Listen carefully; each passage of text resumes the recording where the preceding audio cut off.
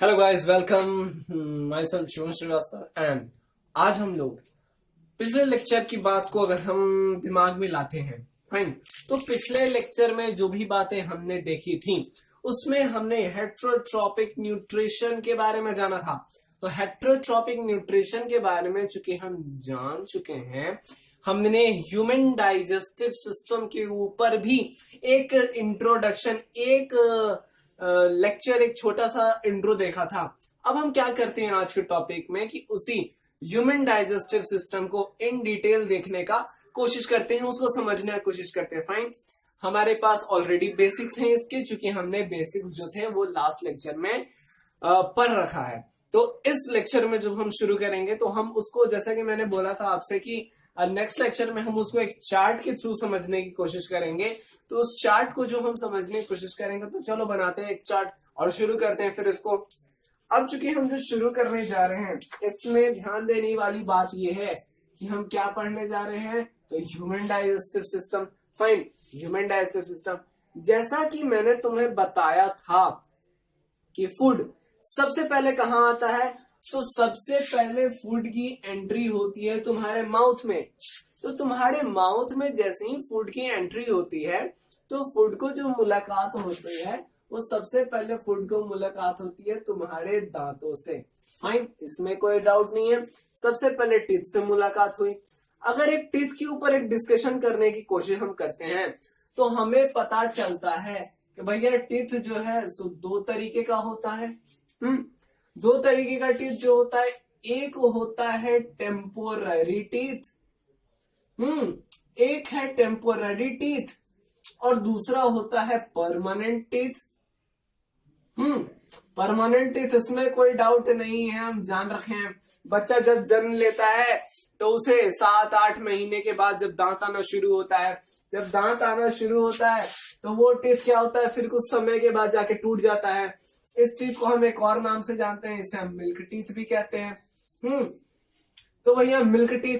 अब milk teeth की बात करा जाए तो मिल्क टीथ जो था, टोटल नंबर जो मिल्क टीथ का होता है वो 20 होते हैं, ठीक है। और एक परमानेंट टीथ की बात की जाए तो ये 32 टीथ्स होते हैं। 32 टीथ्स। अब अगर हम इन दोनों के डेंटल फॉर्मूलाज को लिखेंगे तो हमें पता चलता है कि ये होता है 2102 अपॉन 2102। ये है किसका, तो ये मिल्क टीथ का डेंटल फॉर्मूला है। वहीं अगर हम एक परमानेंट टीथ का डेंटल फॉर्मूला लिखने की कोशिश करते हैं तो हमें पता चलता है कि 2123 बाई 2123, ये क्या होता है, ये परमानेंट टीथ का डेंटल फॉर्मूला होता है। अब डेंटल फॉर्मूला हमने कैसे लिख दिया, अपने मन से लिख दिया? नहीं, हम जानते हैं हमारे पास दांत के कितने तरीके हैं, हमारे कितने टाइप्स ऑफ टीथ है हमारे पास। तो हम जानते हैं इंसिजर है, कैनाइन है, मोलर, प्रीमोलर है और मोलर है, ये है। अब देखो क्या होता है, ये टीथ है, ये किसी का माउथ है। माउथ को इन 4 हिस्सों में बांट दो। 4 हिस्सों में बांट दो। चलो हम एक हिस्से को इस हिस्से को इग्नोर करते हैं और इस हिस्से को कंसिडर करके चलते हैं। हमें इधर मिलेगा क्या, इधर हमें मिलेगा आई, फिर हमें मिलेगा सी, फिर हमें मिलता है पी, फिर हमें मिलता है एम, ठीक है। तो ICPM मिलता है। अब आई क्या है, तो आई अगर 2 है यहाँ पे, अगर यहाँ पर सी कितना है, 1 है, अगर पी कितना है तो पी भाई है ही नहीं, पी नहीं है। अगर एम कितना है तो एम 2 है। सेम चीज नीचे भी होगा, 0 होगा, और इधर भी 2 होगा। और सेम चीज इधर भी होगा, 2102 इधर भी होगा, और इधर भी होगा 2102। तो 2102, 5 इधर हो गया, 5 नीचे हो गया, 5 इधर है, 5 इधर है, तो 5, 10, 15, 20, तो टोटल नंबर ऑफ टीथ हो जाता है 20। अब चूंकि परमानेंट टीथ की बात किया जाए, जब बच्चा बड़ा होता है, जो नया दांत आता है, उसके अगर डिस्कशन करते हैं तो उसमें हमें ये पता चलता है कि फिर इसको क्या करो, फिर इसको 4 हिस्से में बांट दो। 4 हिस्सों में बांटने के बाद पता चलेगा आई जो है, सो आई जो टोटल है वो 2 है। अगर सी की बात की जाए तो सी 1 है। अगर हम पी की बात करें तो ये 2 है, और एम की बात करें तो ये 3 होता है इसमें। तो 2 इधर भी होगा, 1 होगा, 2 होगा, 3 होगा, इधर भी इसी तरीके से होगा 2 1 2 3, फिर इधर भी होगा 2 1 2 3।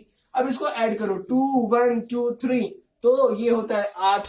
अब 8 8 16 और 16 और 16 32, तो टोटल 32 दांत होते हैं किसमें, एक मैच्योर एक यंग वंस में। फाइन, तो ये था दांत का डेंटल फॉर्मूला।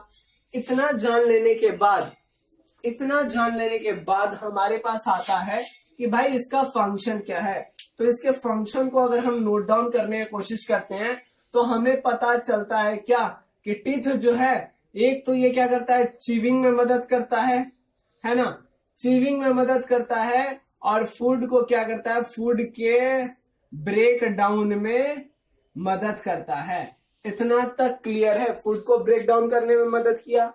अब इसके बाद क्या होता है, फूड जो है सो नीचे की ओर बढ़ता है, इधर आता है, तो इसे नेक्स्ट में मुलाकात होता है टंग से। फाइन, टंग से मुलाकात होता है, तो टंग क्या है भैया, ये एक तरह का मस्क्यूलर ऑर्गन है। ये टंग एक मस्क्यूलर ऑर्गन है, ये टंग मस्क्यूलर ऑर्गन है। इसके ऊपर क्या होता है, तो ये क्या करता है, इसका जो फंक्शन होता है, एक तो ये टीथ को क्या करता है, टीथ को सपोर्ट करता है। तो टीथ को जो सपोर्ट करता है वो कैसे करता है, तो फूड को, फूड के मूवमेंट में ये हेल्प करता है, फूड का मूवमेंट कराता है, माउथ में चारों तरफ फूड का मूवमेंट कराता है, जिसकी वजह से टीथ क्या करता है, फूड को तोड़ने में मदद करता है। सेकेंड चीज क्या है, इसके पास होता है टेस्ट बर्ड। ठीक है, अब टेस्ट बर्ड से ये क्या करता है, डिटेक्ट्स टेस्ट ऑफ फूड। अब ये फूड का क्या करता है, टेस्ट पता कर लेता है। ठीक है, इतनी बातें क्लियर है। इतनी बातों के बाद अब हम आगे बढ़ते हैं। अब टंग के बाद क्या आता है, हम बोले थे टंग है, टंग के बाद फूड जब अंदर की ओर आता है तो सिर्फ फेरिंग्स से मुलाकात होती है। तो इसके बाद भाई जो होता है ये है फेरिंग्स। फेरिंग्स क्या है, तो ये कॉमन पैसेज है ना, ये कॉमन पैसेज है, common passage for food and air, food and air. ठीक है, फूड और एयर के लिए कॉमन पैसेज है, इसी के थ्रू फूड और एयर दोनों हमारे बॉडी के अंदर जाता है। जैसे ही फेरिंग्स के बाद फूड को कहां जाना है, तो फूड को जाना होता है इसोफेगस में, इसोफेगस में जाता है फूड। अब इसोफेगस में क्या करता है, इसोफेगस जो होता है इसे हम एक और नाम से जानते हैं, इसे हम जानते हैं फूड पाइप के भी नाम से हम इसे जान रहे होते हैं, है ना, क्योंकि ये फूड को क्या कहता है, carry food from pharynx, pharynx to stomach, food को फेरिंग से स्टमक में जाने में ये हेल्प करता है। अब किस तरीके से हेल्प करता है, तो फूड को जो ये हेल्प करता है, ये करता है, इसके अंदर एक प्रोसेस होता है जिसे हम कहते हैं पेरिस्टालसिस। पेरिस्टालसिस होता है, पेरिस्टालसिस समझते हैं क्या होता है, पेरिस्टालसिस, ये मान लो इसोफेगस है, यहां पर फूड आया, ठीक है सॉरी, यहां पर फूड आया, फूड आया तो इस फूड पे इधर प्रेशर क्रिएट करवाया जाता है। इस प्रेशर की वजह से क्या होता है, कॉन्ट्रैक्शन हो रहा होता है। ठीक है, तो इसमें क्या होता है, कॉन्ट्रैक्शन होता है। अब कॉन्ट्रैक्शन होता है तो फूड थोड़ा नीचे की ओर अब यहां पर आ जाता है। अब चूंकि फूड जब यहां आता है तो ये एरिया क्या करता है, वापस से रिलैक्स हो जाता है। तो कॉन्ट्रैक्शन और रिलैक्सेशन का वो प्रोसेस है जिसके मदद से फूड को इसोफेगस के थ्रू फेरिंग से स्टमक तक पहुंचाने में मदद किया जाता है। फाइन, इसोफेगस के बाद फूड भाई इधर बढ़ता है और फूड बढ़ता है स्टमक की ओर। ठीक है, फूड कहां बढ़ता है, तो फूड चलता है स्टमक की ओर। स्टमक के 3 हिस्से हैं, ठीक है, एक है कार्डियक, एक है पाइलोरिक, एक है फंडस। ठीक है, अगर हम इसकी बात करें तो इस स्ट्रक्चर की अगर हम बात करते हैं तो इसमें क्या होता है, HCl का सेक्रेशन होता है। इसमें क्या होता है, इसमें पेप्सिन का सेक्रेशन होता है। ठीक है, ये पेप्सिन क्या करता है, पेप्सिन जो है सो प्रोटीन को, पेप्सिन जो है सो प्रोटीन को, प्रोटीन का डाइजेशन करने में मदद करता है। ठीक है, प्रोटीन का डाइजेशन करवा रहा है ये। ठीक है, और ये HCl क्या कर रहा है, सो प्रोटीन का हेल्प कर रहा है कि भैया तुम क्या करो, जिसका डाइजेशन करा दो। और भी जितने भी केमिकल्स हैं जिसका एसिड के प्रेजेंस में, एसिडिक मीडियम में जिसका डाइजेशन होना है, वो सब कहाँ होलेगा, वो सबका सब स्टमक में डाइजेस्ट होलेगा, क्योंकि HCl के कारण ये मीडियम जो है सो एसिडिक हो रखा है। अब इसके बाद जब फूड आगे की ओर बढ़ता है, फूड आगे बढ़ेगा तो कहाँ जाएगा, फूड आगे बढ़ के जाएगा स्मॉल इंटेस्टाइन में। स्मॉल इंटेस्टाइन के भाई भी 3 पोर्शन होते हैं। पहला होता है ड्यूडेनम, दूसरा होता है जेजुनम, और तीसरा होता है इलियम। ठीक है, ड्यूडेनम, जेजुनम, इलियम। अब हम यहां पर इधर एक स्ट्रक्चर बना रहे हैं कि मान लो इधर क्या है, यहां पर तुम्हारा है लीवर, ठीक है, और इधर है तुम्हारा क्या, पैनक्रियाज। फाइन, लीवर से निकल करके आता है बाइल जूस, और पैनक्रियाज से निकल करके आता है पैनक्रियाटिक जूस। Pancreatic juice. अब बाइल और पैनक्रियाज आपस में मिलते हैं, और आपस में मिलते हैं और कहाँ आकर खोलते हैं, तो ड्यूडेनम में आकर के खोलते हैं। फाइन, और अब ड्यूडेनम में क्या होता है, तो ड्यूडेनम में होता है इमल्सिफिकेशन। इमल्सिफिकेशन मतलब क्या, कि डाइजेशन ऑफ फैट। अब ये ड्यूडेनम जो होता है, ये बाइल और पैनक्रियाज के कारण इसका जो मीडियम होता है वो एल्कलाइन नेचर का हो जाता है। ठीक है, और रेस्ट ऑफ द चीज जिससे हम बेसिक नेचर या अल्कलाइन मीडियम में डाइजेस्ट होना है, सो ड्यूडेनम में हो लेगा। जेजुनम की बात करें तो रेस्ट ऑफ द डाइजेशन जो है सो जेजुनम में पूरा हो जाएगा। एंड फाइनली इलियम जो है, इस इलियम में क्या होता है, इस इलियम में मौजूद होते हैं माइक्रोविलाई। तो ठीक है, ये माइक्रोविलाई अगर हम इस तरीके से स्ट्रक्चर बनाए तो कुछ इस तरीके से स्ट्रक्चर इसमें होता है। ये स्ट्रक्चर क्या करता है, सिंपल लैंग्वेज में अगर हम जाने तो सरफेस एरिया को इंक्रीज करवाता है। अब चूंकि सरफेस एरिया इंक्रीज कराता है तो एब्जॉर्प्शन जो है सो बढ़िया तरीके से और बहुत अच्छे क्वांटिटी में आराम से हो सकता है। अब फूड जो है सो इसके बाद आगे बढ़ता है, और स्मॉल इंटेस्टाइन के बाद ये आगे बढ़ता है लार्ज इंटेस्टाइन में। ठीक है, लार्ज इंटेस्टाइन के भी 3 पार्ट होते हैं। एक को कहते हैं सीकम, दूसरा होता है colon, and the third one is rectum.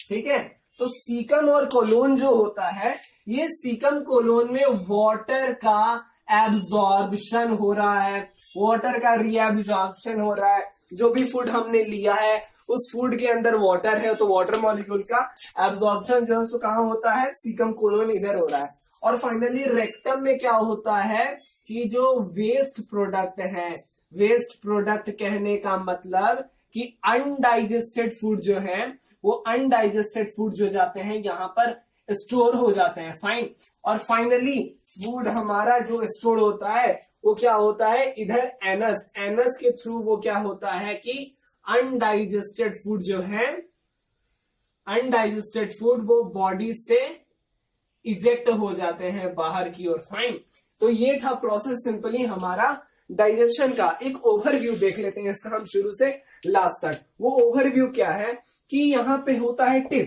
Teeth जो होता है पहला वो चीज है जिससे फूड को मुलाकात होती है।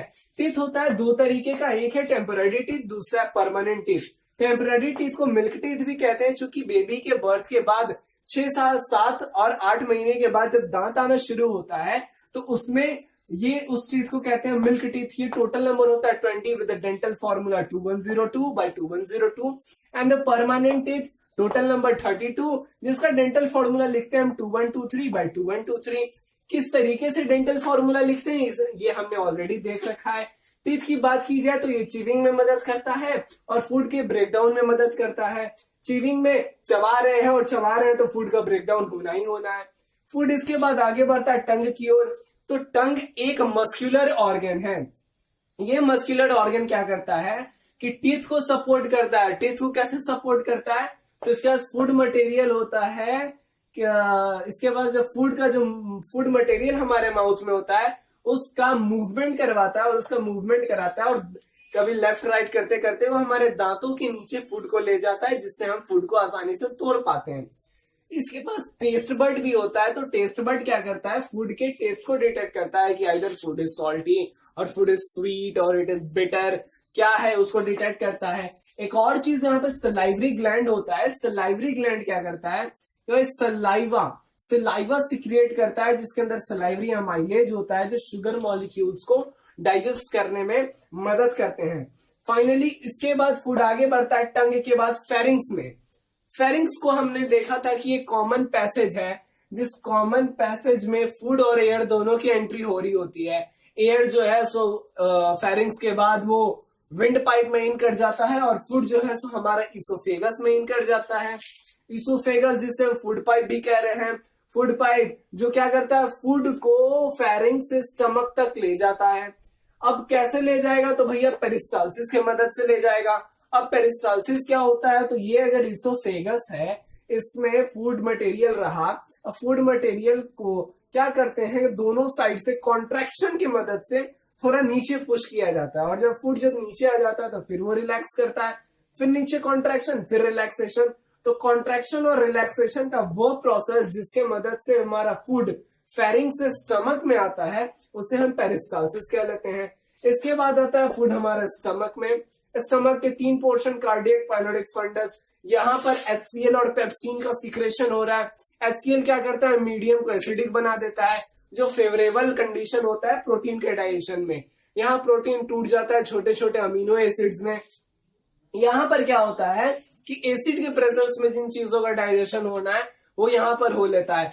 फाइनली इसके बाद फूड हमारा स्मॉल इंटेस्टाइन की ओर एंड करता है। स्मॉल इंटेस्टाइन का जो पहला हिस्सा है जिसे हम ड्यूडेनम कहते हैं, ड्यूडेनम में लीवर का बाइल जूस और पैनक्रियास का पैनक्रियाटिक जूस आ करके खुलता है ड्यूडेनम में, और ये दोनों मिलकर के मीडियम को अल्कलाइन बना देते हैं। अब जिन जिन चीजों को अल्कलाइन मीडियम में डाइजेशन होना है वो यहाँ हो लेगा। यहाँ पर इमल्सिफिकेशन होता है, मतलब फैट मॉलिक्यूल्स के बड़े बड़े मॉलिक्यूल्स को छोटे छोटे मॉलिक्यूल्स में तोड़ दिया जाता है। इन सिंपल लैंग्वेज की फैट का डाइजेशन होता है, इसीलिए हम इमल्सिफिकेशन कहते हैं। फूड आगे बढ़ता है जेजुनम की तरफ, जो मिडिल पोर्शन है किसका, स्मॉल इंटेस्टाइन का। अब यहाँ जेजुनम में क्या होता है, रेस्ट ऑफ द डाइजेशन, उसका यहाँ पर क्या डाइजेशन को यहाँ कंप्लीट किया जाता है। और फाइनली सबसे लास्ट में आता है इलियम। इसे यहाँ पर होता है माइक्रोविलाई, जो क्या करता है स्मॉल इंटेस्टाइन में वहां पर सरफेस को इंक्रीज कराता है। ये फिंगर लाइक प्रोजेक्शन है, ये उंगलियां जिस तरीके से हमारी उस तरह का वो स्ट्रक्चर होता है। ये सरफेस से ये इंक्रीज कराता है, जिससे हमारे फूड का जो एब्जॉर्प्शन है वो अच्छे रेट पे हो पाए। अब इसके बाद जो फूड हमारा लार्ज इंटेस्टाइन में बढ़ता है, वहां पे 3 portion, caecum, colon, rectum. Caecum colon में यहाँ पर वाटर का एब्जॉर्प्शन हो रहा है, ठीक है, जो फूड मटेरियल में हमारा वाटर है इसका एब्जॉर्प्शन हो रहा है। और फाइनली रेक्टम में हमारा फूड आता है, जहां पर हमारा वेस्ट प्रोडक्ट अनडाइजेस्टेड फूड जिसे हम कहते हैं वो रेक्टम में स्टोर होता है। और फाइनली एनएस के थ्रू वो अनडाइजेस्टेड फूड हमारे बॉडी से बाहर आता है। इसको वीडियो को पॉज करके इसको अच्छे से नोट डाउन कर लेना, ये तुम्हारे लिए काफी इंपॉर्टेंट है, चार्ट वाइज समझाया गया है तुम्हें। फाइन, इसको नोट कर लो। इसको नोट कर लेने के बाद तुम्हें समझ में आता है, एवरीथिंग इज क्लियर, कोई डाउट नहीं है मेरे ख्याल से। यहाँ पर हमने अपने न्यूट्रिशन को कंप्लीट किया है, न्यूट्रिशन हमारा कंप्लीट है। इसके बाद हम जो नेक्स्ट लेक्चर देखेंगे वहां पे हमें देखना है रेस्पिरेशन के बारे में, ठीक है, जहां हम देखेंगे कि जो फूड हमने यहाँ लिया है, इन फूड से हम एनर्जी किस तरीके से निकालते हैं, इस चीज को हमें देखना है रेस्पिरेशन में, ठीक है। इसको नोट्स को पढ़ना, अपने एनसीईआरटी बुक को पढ़ना, ठीक है, इसको याद कर लेना। फाइन, तब तक के लिए ऑल द बेस्ट।